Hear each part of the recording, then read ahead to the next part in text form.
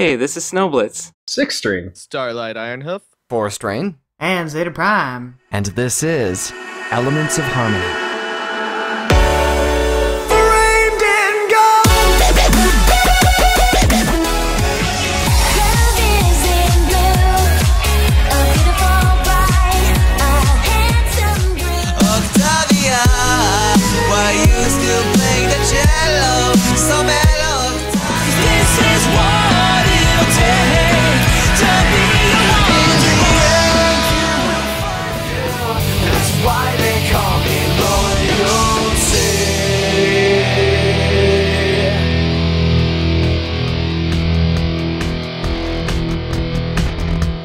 Tonight on the show, we're premiering the first episode in the second season of Elements of Harmony. We're joined by a guest we have previously featured with one of the most charismatic and vibrant personalities, a multi-instrumentalist with an obsession over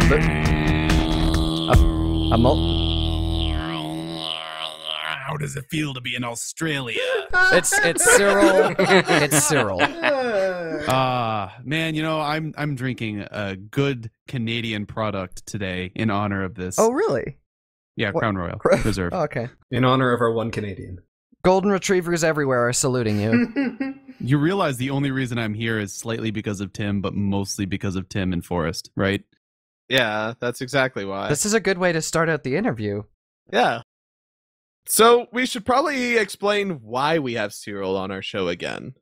This is a good idea. We should probably actually explain our show, too, since this is like the premiere episode of Season 2, and there might be people tuning in that have not tuned in before. Don't count on it. For those of you who haven't been here before, our very first episode was with none other Cyril the Wolf as a guest because obviously we had Tim and Forrest who are both have very good relations with Cyril. Except I actually wasn't there for the first interview until... Yeah, it was kind of, the first interview was kind of a mishmash. It ended up being the first half, and then we did the tech talk, which was the second half, and that's when we brought you in. Yeah, we recorded the interview portion as a part of a show called Inspirations that me and Zeta and Araxnus were starting. And so we did the whole interview, we recorded it all. And we were working on the show, and then we merged with Elements of Harmony, what was Elements of Harmony before it became this. And then that's when we started doing the, we started like changing our show format a little bit, and we're like, okay, tech talk. Yeah, we reached our final form. Yeah, sort of. And basically, I was the only host to be added at the time, so they were like, let's do a tech talk and include Tim so he's in the first episode. With Tim now, yeah. You know what? Let's just clarify it. The first episode was crap. It was pure crap. Oh. Yeah. I mean, I don't know about crap. Yeah, I'm basically the only reason it was any good. Yeah, Snowblitz is just jelly because he wasn't in it. No, it was just pure crap. I understand because I wasn't in it either, and I'm jelly. Well, now we're all in it, and this is Elements of Harmony, and this is a show where we talk to music-y type people from the fandom and find out what makes them tick and what they like to eat in the middle of the night when they go to the refrigerator, but also about music stuff and the inspirations behind their tracks and technical aspects of music production and all that wonderful stuff. So, yeah. I'm a font of knowledge. So we have Cyril, the font of knowledge here, the fountain of youth. Except for his hairline, but... Is that right? So, Cyril, in the time that has passed since since Inspiration interviewed you for the first time, what has happened? Got married. Yeah! Yeah. Yeah. Forrest was there, heckling me. I was there! Tim would have been there if Tim wasn't such a drag. Hey. Wah, wah, wah. You know what's sad, though? You live in Canada, and you live literally at least twice as close to me. Like, yes, twice as close. I was thinking Half as far. That was the big issue for me. I would have had to drive it, and I didn't have any vacation days off of work, so I would have hopefully driven through the night, not fallen asleep at the wheel, get there in time for the ceremony, and then drive back, hopefully not fall asleep at the wheel.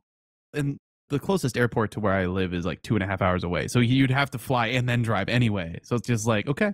Or where my parents live, where I go. Yeah. But yeah, so I got married. I performed at Brony Plaza. Spent all of Bronycon in the vendor hall because I'm a sellout. And That's why I didn't see you. I saw you a lot because you were at the Silly Show panel. Forrest did that too. I did things. I was in the audience. I laughed.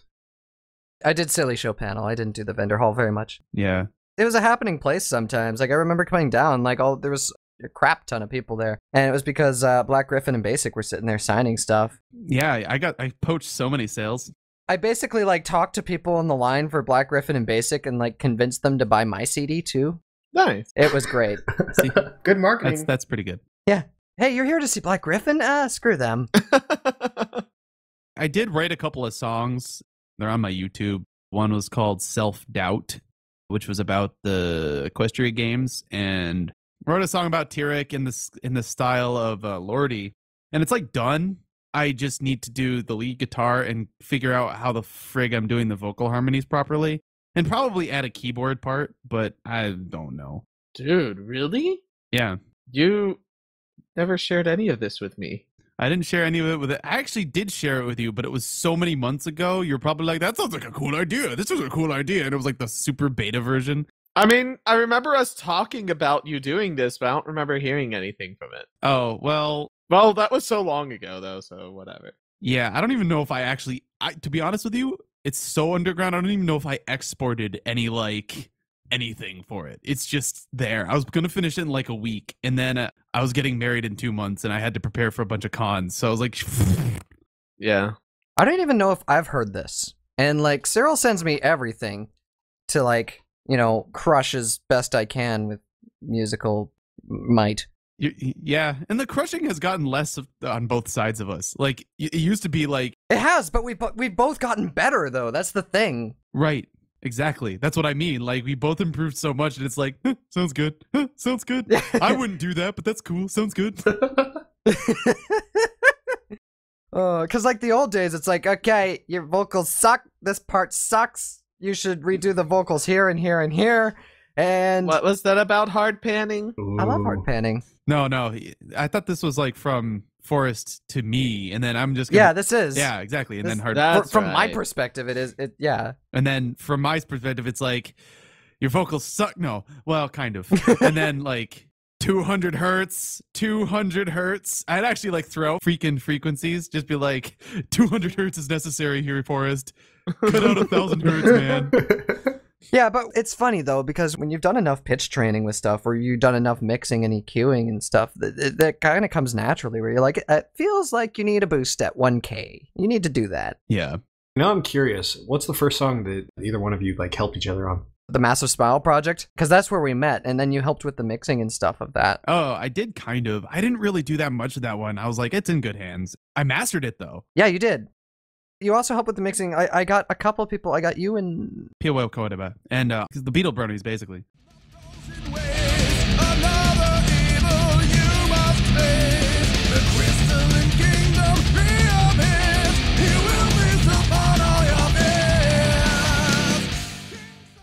Are you sure it wasn't P1K? It was P1K, but it was also somebody else. And I don't remember who it is, and that makes me kind of sad, because he was awesome. He had a great set of ears. But yeah, so I did like a live stream with you guys while I was mixing it, and I'm like, here's what it sounds like now, and I'd play it, and I'd be like, do you guys have notes? And then like you guys would like type stuff into the chat, and I'd be like, okay, let's do that. Nice. Yeah, pretty much.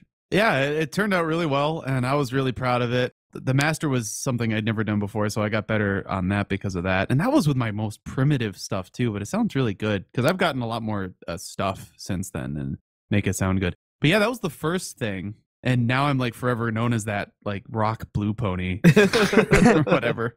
If people even know who I am, they're like, who's that guy? You also had the vocals that stood out the most from that. They're like, what was up with that one dude in the middle that sung totally different from every other dude? It's called style. It was both you and Glaze that got the most comments, where they're like, oh my god, Glaze sung without a vocoder. Holy crap, he did? Yeah. Yeah, he did. So Tim, you didn't like it, huh? We've been over this, Cyril. I had commented on past videos of yours being like, wow, this voice is kind of bad. Well, I actually thought that one was actually, due to Forrest knowing how to EQ vocals better than I ever did at the time, I thought I sounded pretty freaking good at that one. I mean, it took only a lot of improving to sound consistently good, but I actually thought that one was okay. And the harmonies were pretty spot on, too. Yeah, it was okay. I would agree. I mean, I don't know. I'm just like, I normally agree with you, Tim, on the whole, like, my vocals were bad back in, what was that, 2 years ago? Actually, now that you bring it up, I do remember that was the song there. I was like, you know what? This guy can actually take his voice somewhere.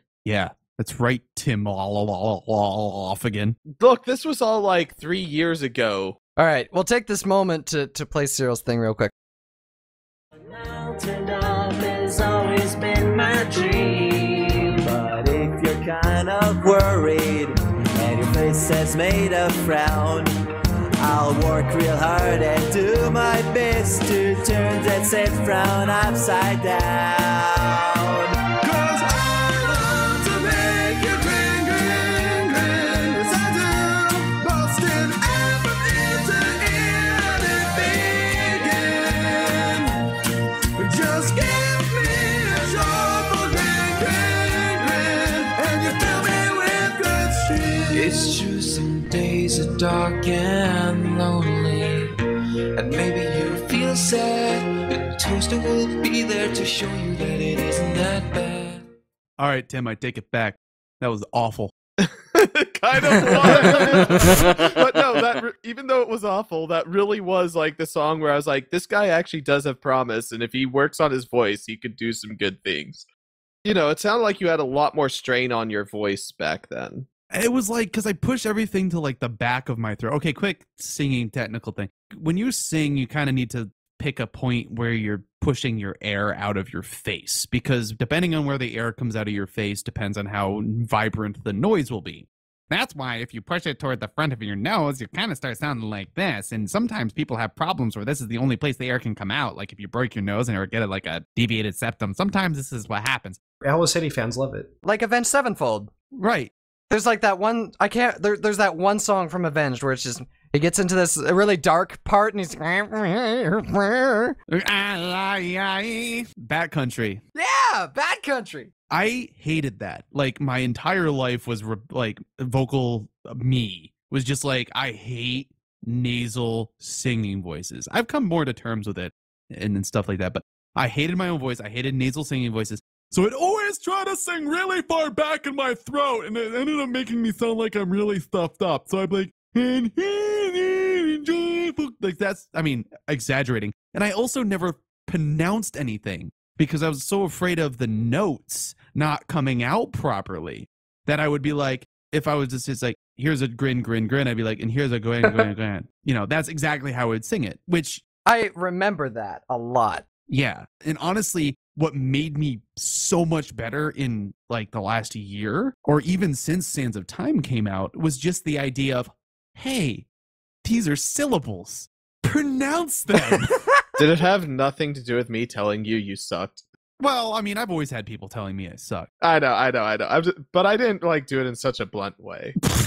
But you do now because friendship is insults. Well, I do it now because friendship is insults, and he has progressed so much.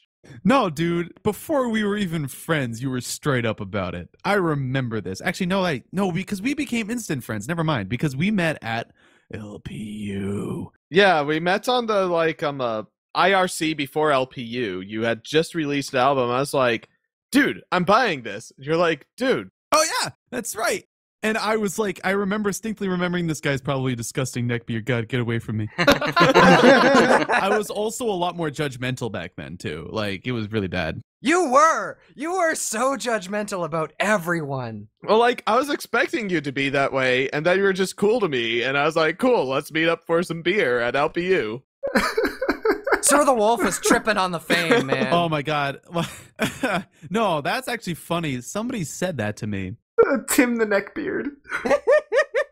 Maybe I could be construed as quote unquote hashtag Hearth famous now, but like back then, like that was 2012. I knew I had a following. I knew people. Back when you had 400 subscribers? Yeah. Or under 1,000. It had to be. I mean, it didn't stop me from releasing 2 albums in a row, basically. No, I released Howling to the Moon in September. And then I was like, I'm going to push out an album for LPU, basically. So I pushed it out by February. So, like, I did 2 albums in the span of, like, 4 months. Don't do that, children, unless you're Mumble. Actually, that's part of the reason General Mumble made me want to do that, because I was like, he keeps putting out so much music, I gotta do it. But honestly, that album was pretty good. Well, searching was because I just graduated. I also had just graduated college, and like September was close enough to when I graduated to where I was still kind of had that, oh heck, I'm a college student, like floating around in my head. And then reality. I think I still have a copy of Howling to the Moon in my car. Oh, wow. I finally have one. Oh, right. You have actually the new and improved. You have version like 1.5 because, well, I didn't do anything to the files, but I started using Kanaki for all of my CD needs. Wait, does this have the original mix of Millennium alone? Not the original mix. The original mix from Millennium Alone is forever freaking, buried. It isn't so buried because I still throw it at you every now and then because I saved it from a long time ago. No, you don't. Maybe you do, but like, did I keep it? Yes, I still have it. August 23rd, 2011, Millennium Alone, Luna fans. Yeah. I have it unlisted, but for the sake of here.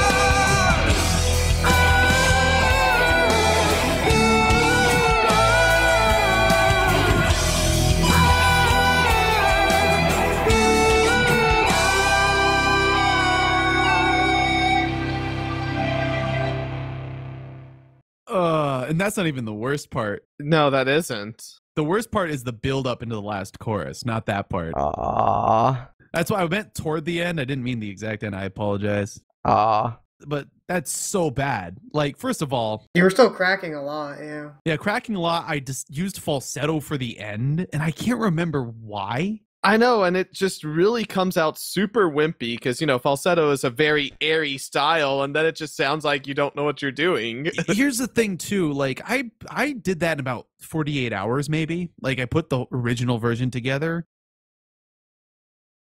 I mean, I had that problem, too. With like, I'd be really half perfectionist, but I'd be like, I gotta get it out. Yeah. And I mean, that's like the entirety of 2011, first half of 2012 for me. And so I do this thing. And it's great, whatever. But like when you do something acoustically, it changes. Like the big epic power metal, obviously going doesn't work. But with the acoustic version, it sounds nice and pretty. And it's like, oh, he's being artful and not just shouting over a single acoustic guitar. I mean, really, that's what it is. I mean, now I can go like a lot more power than just Power, but still soft, yeah. Yeah, but exactly. And that's something you learn with breast support, because before what I used to do, and this is, I guess, like this is the singing episode. I don't know if you've had vocalists talk about singing like at length. We have, but we haven't had enough, so go for it. Yeah, we have. What a lot of vocalists do is instead of using their diaphragm to basically push more air behind higher notes, which is what you need to do, because part of what makes it is you basically are forcing a lot more air out of a tinier hole in your throat, which is your voice box. And so, you push a little bit more air, you have that support so it comes out nice and powerful. Otherwise, you're using your throat to adjust notes. And that's what I used to do. I mean, I was starting breath support where you push, but it doesn't really go, it doesn't go. So, I mean, you'll have like, okay, I don't want to talk crap about anybody on a show like this. I'll do that on my own time.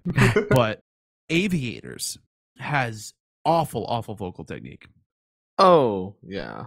He is a prime example of, instead of using your voice to make notes, like you do that, he would be like, you use your voice to make notes. Like that's basically how he's singing. It sounds prettier through his face than it does mine, but that's what he was doing is basically he's not using his diaphragm and his lower, like the lower part of his body to change notes. He's just using his throat, which is really hard to control, in many situations, and it's bad for you. It really will kill your voice faster than smoking a pack of cigarettes a day. It's true. And the funny thing is, you speak better when you sing better, because if you start ruining your voice and you start sounding like Rachel Ray after a certain point, but you go, and if you went to a speech pathologist or, a speech trainer, they would be like, no, you have to project, you'd have to push out. Hoo-ha! Yeah, hoo-ha! From the very who's of our ha's. Yeah. So, like, and my prime example of the singing versus speaking to comedy is Chi-Chi, because she sounds really cute, and then she starts singing, and it's like, oh, man. Oh my gosh, I know. It's unbelievable. Or the guy who he was helping me, I think his name's Jose or John, one of those. I'm so bad. But he was helping with the vendor hall, and he was like the point man, because I spent like all my time in the vendor hall in Bronycon.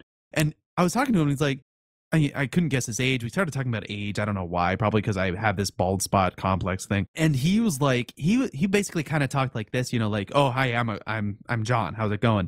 And I'm like, well, how old are you? And he's like, well, yeah, people started thinking I'm a lot younger, so I figured I'd talk like this instead of my regular voice. And I'm like, well, what's your regular voice? He's like, hi, I'm John. Like, literally, instantly, his voice just went, pfft. And I'm like, dear God. I've never even heard that voice out of him. It scared me, Tim. I wish he would use that voice more. Speaking of lower registers, while we were talking about Millennium and Alone in the build-up to the chorus, there's the spot with the low voice, and I just kind of wanted to give a quick listen to it to see how much different your low range sounds from then to now. Oh, yeah.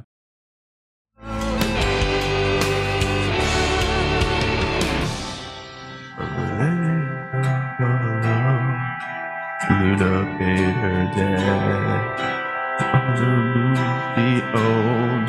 Moving tides as she went. Oh, man, the good crack's coming. You kept playing. Yeah, well, it's okay. We'll give you redemption. We'll play the remastered version during song break. Or you can even play, if you want to hear my low register get some real exercise, I am working on an acoustic EP. I'm planning on doing a Mando and a Tarby and just doing an acoustic EP, because I actually have a really kick butt arrangement of End of the World, which is such a grindy song, but I managed to rearrange it nicely for just acoustic. And I'm redoing that too. I'm basically singing everything an octave down because I pulled back the energy, and I was just like, I'm going to do this like really laid back thing for once, because I'm so high energy, like 95% of the time. I'm like, I'm going to just relax for a second. Well, speaking of Millennium Alone, let's listen to the remastered one, Millennium Alone by Cyril the Wolf. You're listening to Elements of Harmony on Everfree Network.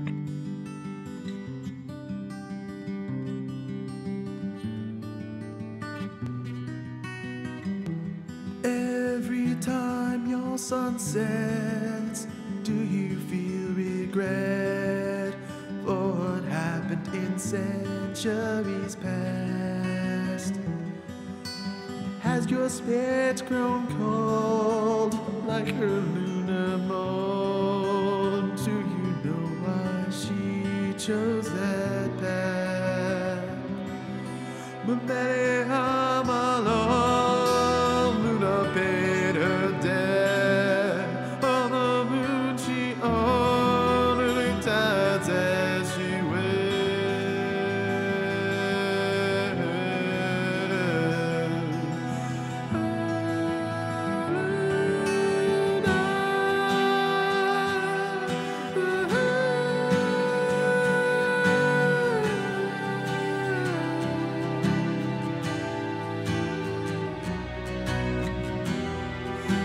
time the moon is full, can you feel the pull of your little sister in need? Keep your smile to hide turmoil hidden deep underneath. Millennium alone, paid her debt on the moon she owned, moving tides as she went. Millennium alone, Luna paid her debt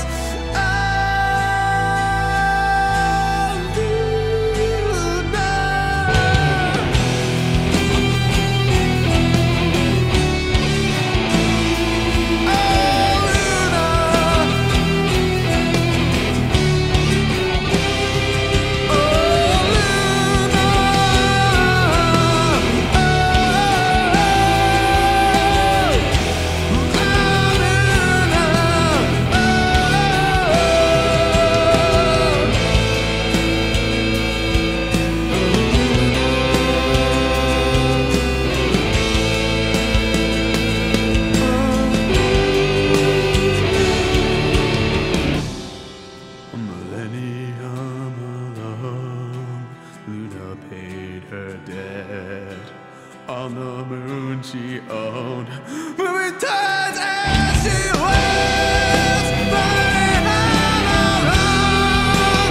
Repeat her death on the moon she owns. Moving tides as she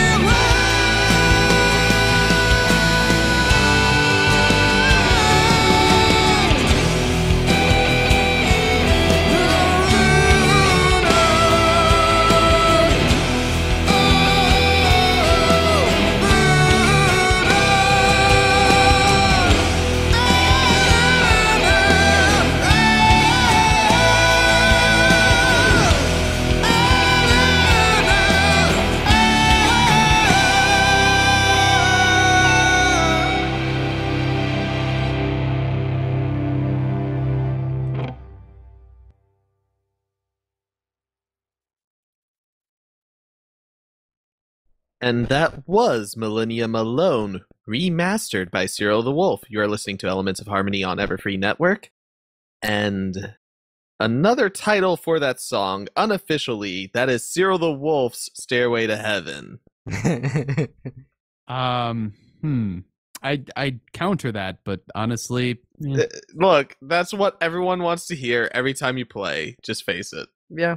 it's true. I don't think I'll ever be able to not have that in my sets. But yeah, that's true, though. And it means that I'm always going to have a job playing keyboard for Connor. Yeah, I mean, as long as we're at the same place, yeah, I don't think I'd want anything. I'd either want Tundra Snow, you know, who's couldn't make it to Bronycon, but thank God you were there.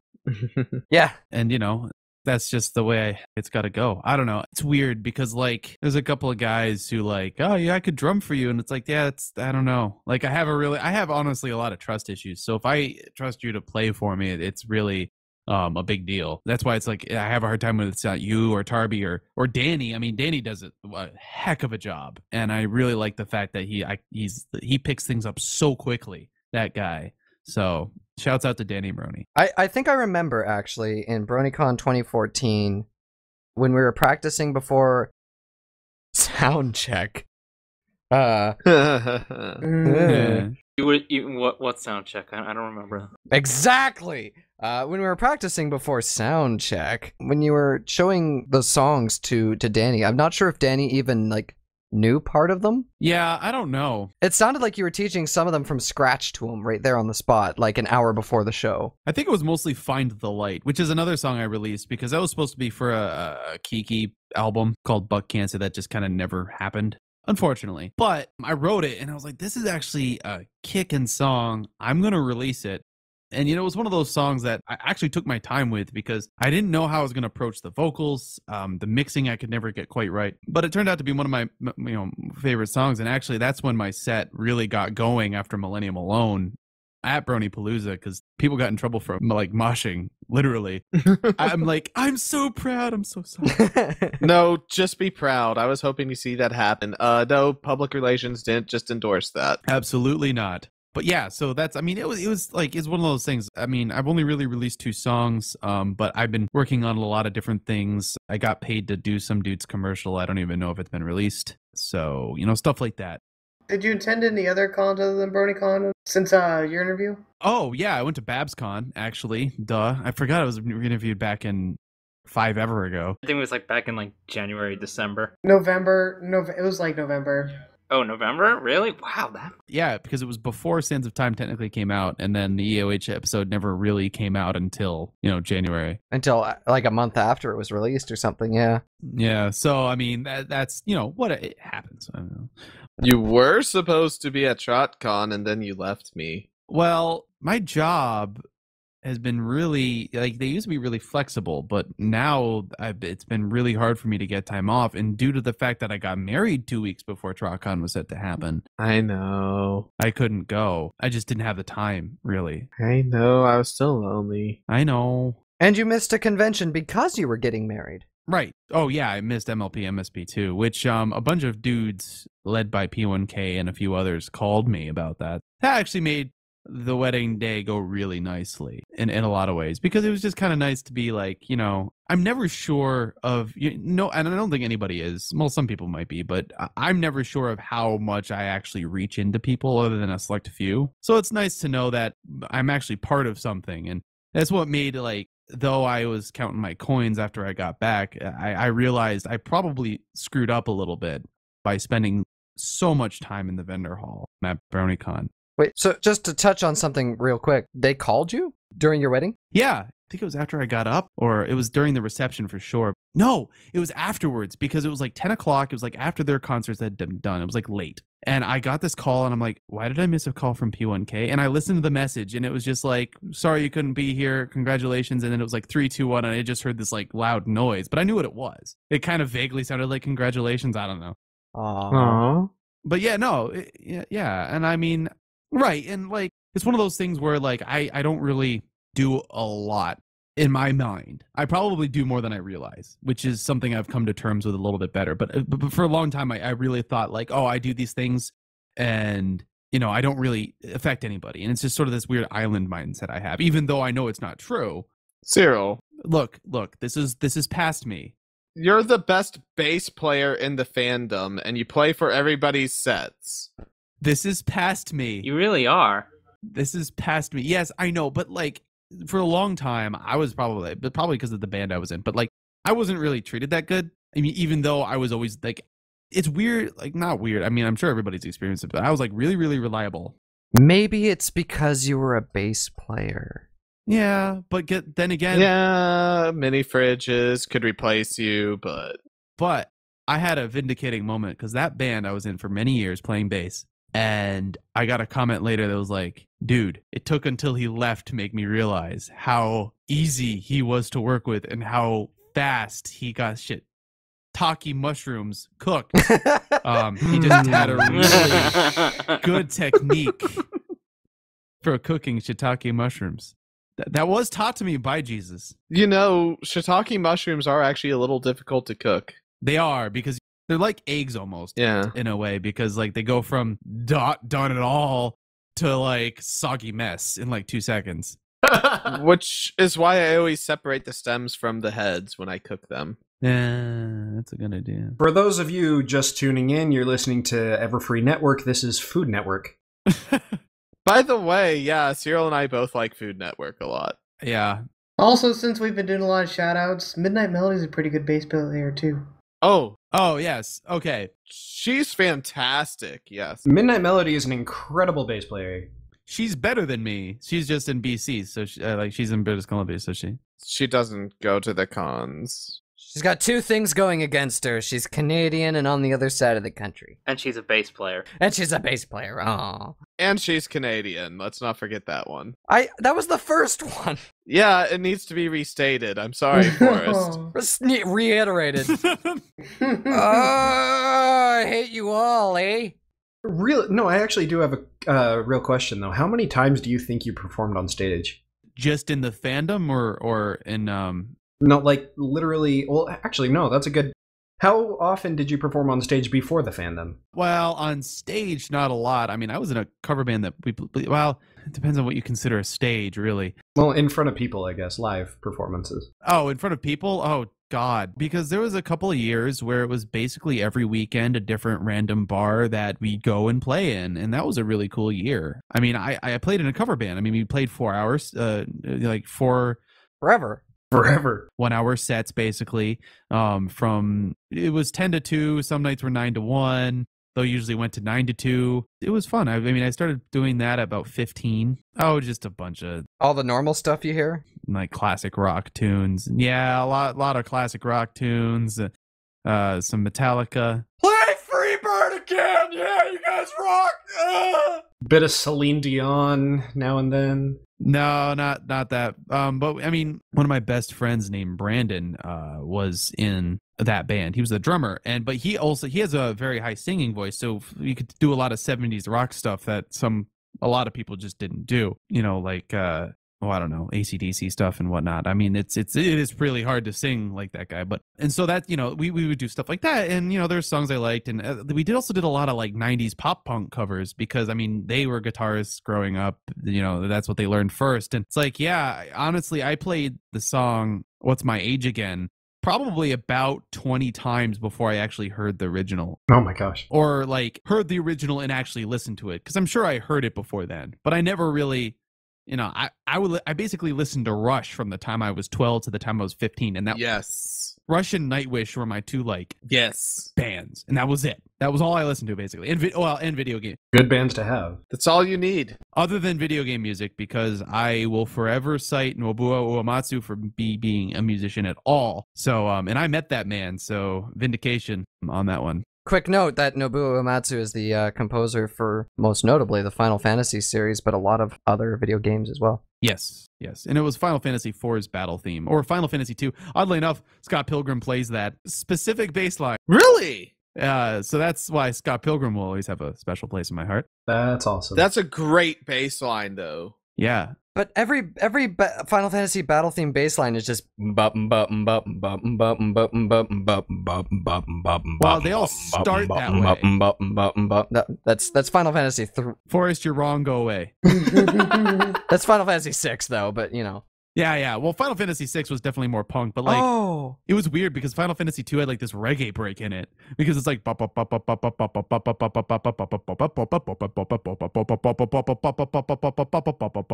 Let me pull this up. We gotta listen to this now. We absolutely. Yes, we do. Yeah, let's listen to all of them. No, I like Cyril's version better. You're listening to Cyril's Silly Show on 8-Bit X, and this is the Final Fantasy 2 battle theme. Oh, no. Wait a second. Stop. Final Fantasy 4 is what you actually want, because it was 2 when it was first released in the United States, because there's the long-winded reason. Let's just say US messed up. Yeah, US messed up. Right, Final Fantasy 4!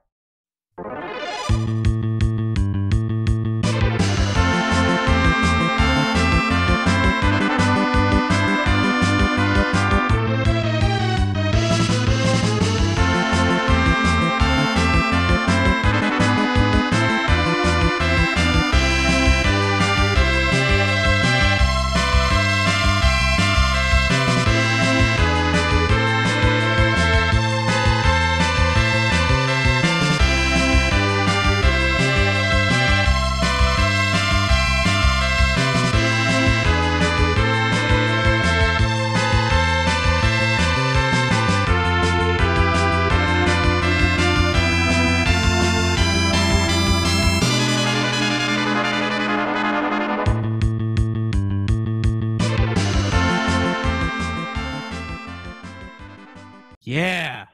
Now I want to play Final Fantasy. Oh, man. Now I want to try Final Fantasy. Oddly enough, that's the exact bass line I sang. That was the one he was singing, kind of. I couldn't tell because your low register just kind of died. He also ghosted notes that weren't ghosted, which was kind of weird. Yeah, well, go suck a duck. Yeah, it was weird because instead of going like ba ba ba ba ba ba ba, you're like ba ba ba ba ba. I'm like, are you asthmatic now? What's going on, dude? I'm sorry. Asthma's no joke. I got diagnosed with asthma, and I had like asthmatic symptoms for like 4 years, and then I don't anymore. Or maybe I still do, and I just ignore them. I have asthma, but I don't care. Alright, so we're going to go ahead and go into our final song break, and this will be Time Never Flies acoustic version by Cyril the Wolf. And you're listening to Elements of Harmony on Everfree Network.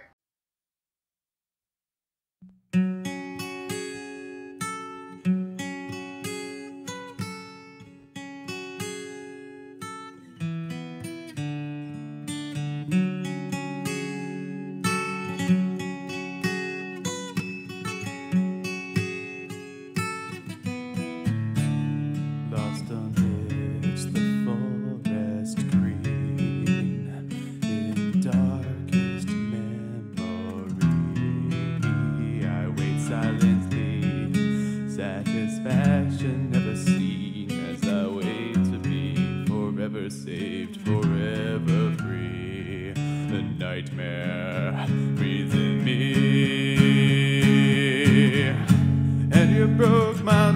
heart. I was nothing in your shade. Now I'm back to claim my part in the cycle we have made. Though you beg for me to love, though you seek forgiving lies, yet 1,000 years above seems like nothing in your eyes. Time never flies.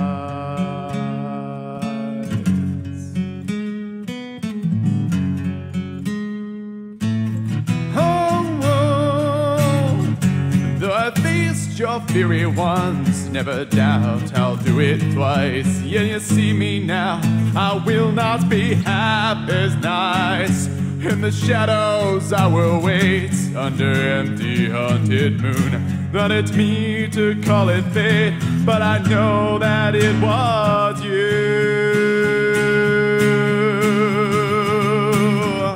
That you broke my jealous heart. I was nothing in your shade. Now I'm back to claim my part in the cycle we have made. So you beg for me to love, so you seek forgiving lies. Yet 1,000 years above seems like nothing in your eyes.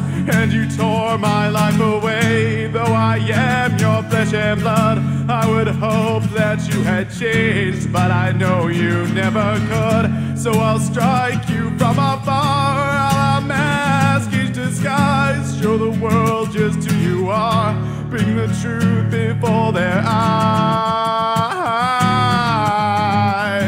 Time never flies.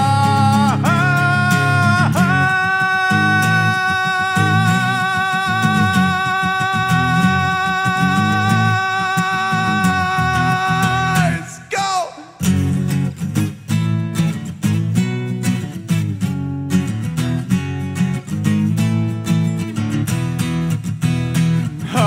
Oh, so you beg for me to love, so you seek forgiving lies. Yet 1,000 years above seems like nothing in your eyes. The forest is my home, I could never forget how you left me all alone, but it isn't over yet.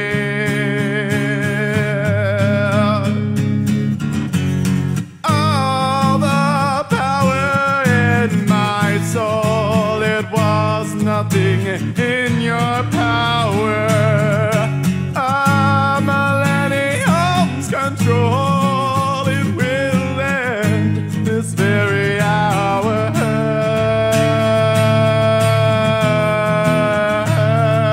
Yes. Oh, and I will tear apart your lies.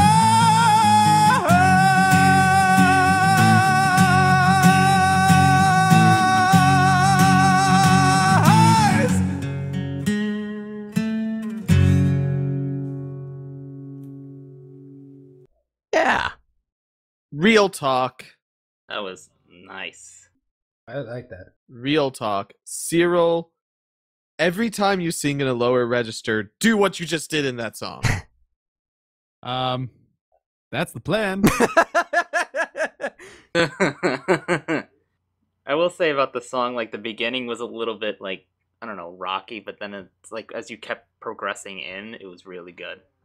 Yeah. It was supposed to sound kind of broken to begin with, like it did in the original, because like the original, I'm like, lost amidst the forest green, like that kind of rasp. So I was trying to, Oh, like the raspiness, okay. Yeah. yeah, but I was trying to replicate that. But when you do that, like I find that when you do that with acoustic, like it kind of works. But I was like, what if I go, lost amidst the forest green? I've had a lot of whiskey right now, so it's kind of like, meh. But yeah, like, yeah, I mean, I understand what you mean. And I thought that too, but I was like, yeah, you know, I kind of like how it sort of breaks, but then it gradually becomes more convicted, because the whole thing is like, it starts with lost amidst the forest green. So like you're lost. I mean, and then the whole lyric basically progresses Luna being like, okay, nope, this is it, done. No, you know, so like in the spirit of that, I really tried to actually make the song progress in this case. So that's why I did it the way I did it. And it just so happened that I was having a really nice morning this morning. So, moving on. It's funny that you brought up whiskey, because that, I remember interviews with you back in 2012, and that used to be one of the things when people said, "How do you get your voice like that?" You're like, whiskey. Oh yeah, I mean, because it's really not good for you. It's honestly like anything that imparts a smokiness will eventually affect your vocal cords. In that vein, we are going to move into a tech talk. And for the tech talk today, we are going to talk about vocal stuff. Vocals. Yay! Yay! Basically, free for all, because we have Cyril here, and Cyril's full of vast amounts of both useful and useless knowledge that we can impart upon many people. So let's just go! Talk about vocals. Let's take it from the top with the useless. All right. All right. Useless vocal things. Go. Oh, useless vocal things. So that's How to sound like a didgeridoo. Check. so that's well, that's generated by your false chords. And actually, the funny thing is, it's only semi-useless. The ability to do that is useless unless you're planning on going to sing in Siberia. Yeah. And it's funny because the vocal cords. Okay, this is tech talk. So the vocal cords are split up basically into two general groups. And it's like, if you take like the kingdoms, like plant, animal. Okay, basically. Equestria and the Solar Empire. Okay. I mean, and the Crystal Empire, rather. Right. Right. So you have the false chords, which basically just kind of resonate there. They don't really have a note specifically. Like the Crystal Empire. Yeah. Just sits there doing nothing. Eating food and taking up taxes. Or tax money. Every once in a while, there's an episode about them. Yeah. They do nothing. They go away for years. Okay, anyway. But yeah, so the false chords are kind of the way they were described to me is they're basically like a white noise generator. Which, white noise. Yeah. But obviously they don't make exactly that noise, but they're basically like a white noise generator. There's always some false chords in your natural speaking voice and in your normal singing voice. And I mean, classical singing is basically trying to get this most pure, open tone as you can. So you basically don't ever use them except the smallest amounts, because naturally they're just going to vibrate because they're there. And they're kind of on the outside. Like if you imagine the vocal cords as a pair of lips, like the spots, like the right between your nose and your lip, and like right between your chin and your bottom lip, that's basically where the false chords are, to my understanding. And they basically just make the they basically make that noise. They also, like, if you ever go like that sort of thing. Yeah, kind of. I mean, and there's once a vocal coach, this is a great way to hurt yourself, but a vocal coach once described, like, okay, this is how you get a metal scream. You go start with and then you like work with it. And I'm like, that's interesting, but it's also a great way to start hurting yourself, because if you don't know what caused the you'll end up doing something stupid and just go which, ouch. You'll end up throat screaming and destroying your voice. Yes. Yeah. Which is why M. Shadows of Avenged Sevenfold sings nasally now. Well, no, because he sang nasally before, so bold. No, and actually, his screaming technique wasn't too terrible. I mean, it wasn't great, but it wasn't bad either, because, I mean... He kind of sounded like a howler monkey. Well, yeah, but, like, I can sound like a howler monkey. Okay, because, like, here's the difference. Like, you go, bleh, sorry, my voice is not the greatest right now, but... So you go, it's basically the same thing. Obviously. Okay, it's not sounding great right now, but that's because I'm also trying to be quiet, and realistically, because it's such a resonant noise, and basically that's what it is. Like the false chords, the white noise generators, or resonators, they kind of do this one thing, and they're really good at it. And so, in order to add heat to your voice, which is what somebody calls it, you basically incorporate more of that into your singing. So, like the difference between and is incorporation of the false chords. It also makes you sound like you're constipated, so you have to be careful. It's interesting because it's funny that you describe that as heat, because it adds some harmonics to your voice that are like kind of in the upper frequencies.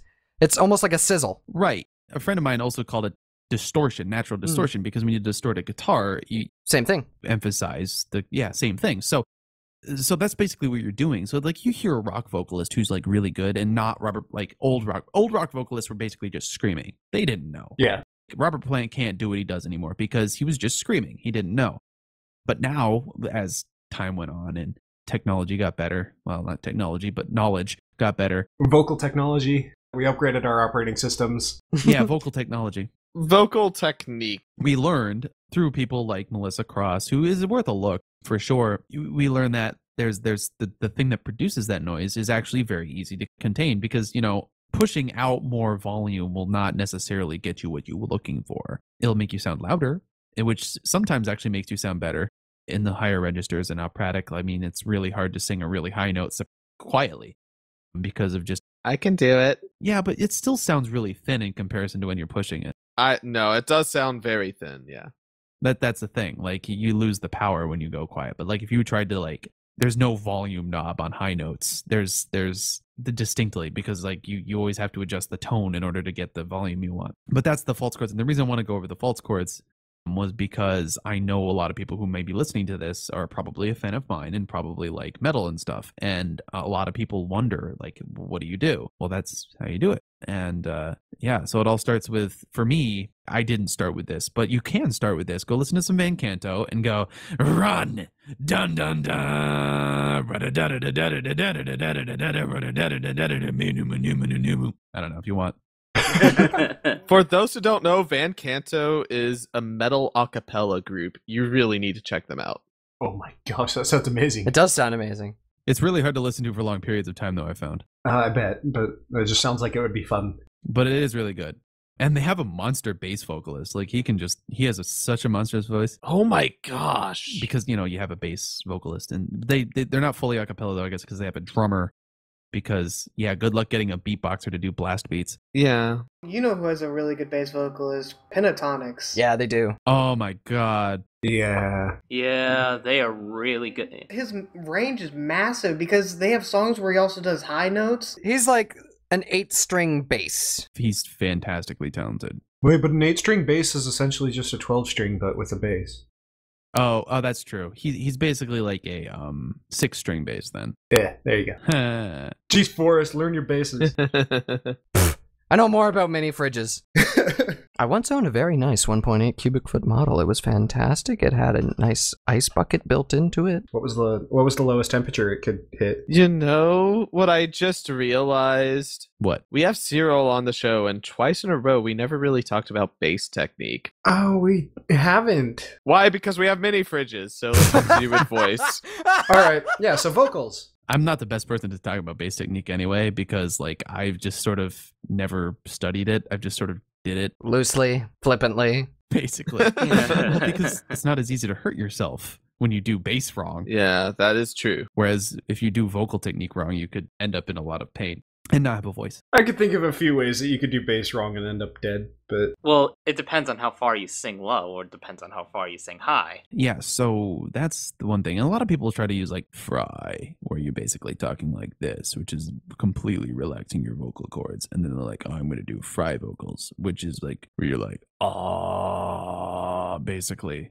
And then, like, that's terrible. Never sounds good. Or like Larsis with his KPNY voice. Well, yeah, but it's not about the low resonance. I mean, if you're just doing low resonance, this is the best way to do it. And you add a lot of compression to this, and it'll sound amazing. Yeah. But yeah, what I mean is, like, people actually try to use this technique to scream. Oh. Because it's like you relax your vocal cords, and they're like, oh, like they try to do it that way, and it doesn't. No, it hurts. And don't do it. Oh, it sounds bad. No, you sound like the There's No Dog There guy from the ASDF movie. Yeah, pretty much. Like the guy that's just like, oh. Yeah. No, that's not cool. I mean, to a certain extent, you want to get that really lowness, but like when you do fry vocals, it doesn't sound as good. It's better to just use the false chords, and it gets the resonance, and it gets the volume you need, and you don't sound like a yippee puppy most of the time. But yeah, so, and as far as other singing technique goes, that's a little different because you don't want to use your throat at all, almost. Unless you're adding the heat. Yeah. Because when you use the false chords, you kind of have to adjust where your throat is, where your larynx is, because that's what incorporates them. But that's the only thing you should be ever adjusting your throat for. Otherwise, the larynx should stay where it is, and you should use your diaphragm, aka your abs. Because the way I was talking, like the one thing I learned really nicely was if you're trying to sing a really high note, don't actually push up, push down. Yes. Because you're still going to be pushing up against your diaphragm no matter what. So you push down like like you're trying to force out everything in your body, because that's what you're trying to do, and you push your air out, and it'll hurt actually if you do it right. It'll hurt your abs. I can't tell you the amount of times that I went into a show not as in shape as I should have been, and I'd go for a high note and I'd be like, oh my abs. Yeah. Like barely able to stand. I'm not kidding. Well, there's also a little lesson that my vocal teacher told me. He basically told me this question. I'll let you try to answer it. Where do you sing from? Your head or your abdomen? I guess my abdomen. I mean, but that's a weird question, because The answer is both. That's the trick question. I was about to say all of it. Your entire body is a resonance chamber. Yeah, and actually, that's why like you might get dizzy on stage, because the resonance going through your head, that can cause you to get really dizzy. right, and that's what happens too. And especially like if you've ever tried to hit a high note when you have a sinus headache going on or almost going on. Oh my gosh. Oh, it's painful. Yeah, it destroys you. Because that was me at DerpyCon South. I had an hour set and I did it, but my voice sounded like raw as heck because I was using proper technique, but there was just so like mucus in the way of my sound resonating out of my head. So it took 3 times as much effort to get the notes out. And then the mucus starts to move around and you almost throw up after you have a note. Yeah, pretty much. Yeah. It's exactly like that. Yeah, it's also not recommended to try to sing properly, specifically to a song like any Cyril's songs really that are metal, while you're driving. That's a bad idea. Don't do that. There was one point where I was singing along with one of Cyril's songs and I was driving and I did one of the notes, and then afterwards I was like, oh, my vision's going black. This is not a good thing to happen on the highway. Yep. Oh, Jesus. Oh God, you got you did The that. resonance Ooh. of your skull, and then it just, everything buzzes and everything goes all blurry and you start feeling dizzy. It's fun. But basically, for those who are just starting out, really pay attention to how you feel, because basically, even if you're singing really high and really hard, you should be able to do that for probably about, even if you're untrained, maybe 15 to 20 minutes. I mean, I'm talking if you've like really never done this before. And you should, if you're, paying attention to a lot of the things we've talked about, and it's not going to come overnight, there's a lot of feeling out that happen. You really shouldn't feel too much irritation in your throat. Will it start getting tired? Will it be as easy to hit the notes after a while? No, because it's like running. I mean, even after you run a marathon, you're not going to feel like doing much. Or in the case of my stuff's not a marathon. Forrest's stuff's marathon. My stuff is more like a 200-yard sprint or a 400-yard sprint in some cases, because I tend to use my entire range. And as you start wearing out your voice, your range just starts compressing, not from bottom or top, but literally compressing. There is a time period when you just first start like really singing high notes that your vocal cords just go and you'll start talking like this. When you wake up the next morning after you've talked a lot one day, and the first day you sound like this, and then your voice just starts going. Yeah. Speaking of people who haven't done this stuff before, do you have any kind of words of advice for people who are kind of trying to get into maybe metal style or your style of singing? Advice? Take it slow and don't be afraid to be loud, because you're gonna be. If you're doing this stuff quiet, it's either gonna be falsetto or you're hurting yourself. Yeah. Be as loud as your voice wants to be. To the bass player half of you, would you prefer, okay, wait. What is the actual question? Like, what are we actually trying to go further with this? In a band, which would you rather have? Well, no, because in a band, I mean, I guess it's, what would you put more importance in? Cyril plays guitar and sings. He can. A bass player or a mini fridge? Well, that's an interesting question for me, because there was a while where I would bring my guitar around and play with my guitar, and then I quickly realized that was uncomfortable, unwieldy, and stupid. So I just started playing bass to all my stuff, started kind of going square pusher on it. So I got to tell you, rather have a bass player, because I drink warm water anyway, and off stage, I'm going to get it from the tap. So. But beer. From the tap. Indeed. So you can keep it cold for later. So the answer is, if it was a kegerator, maybe. Maybe a kegerator. I would fire my bass player maybe for a kegerator. But those are also hard to transport. Well, we've come to an end, pretty much. We have. For our first show of Season 2 of Elements of Harmony, where we brought back the most unruly person we could manage legally. I'm pretty sure we're gonna be fired after this episode, so, well... Nah, just you, Snow. Nah. All the higher ups like me. Yeah. This is true. This is actually one of the things that has always been a thing with Cyril, is that he may not have as many subscribers as some people have, but like everybody that's important knows who he is and loves who he is. Yeah, he's horse famous. He's horse fabulous. I'm horse Illuminati. Horse Illuminati. No, actually, I'm Brony musician dad. I've determined this. I'm just the dad to every Brony musician. You're the dad? Wow. Yes, because Travis Odyssey is the grandpa. I mean, he hands out tea at shows for people. I mean, seriously. That's pretty cool, though. We're gonna have to ask him about that. Okay, so that has been our show for the first episode of our second season. Coming up on Everfree, we have a bunch of good stuff. On Wednesday, we have Into the Spotlight at 8 p.m. And Thursday, we have Sketchy Sounds at 3 p.m. and Equestria Unlimited at 7 p.m. All times are in Central. Until next time, this is... Snowblades. Starlight Ironhoof. Six string. Zeta Prime. and Forest Rain. Goodbye for now. See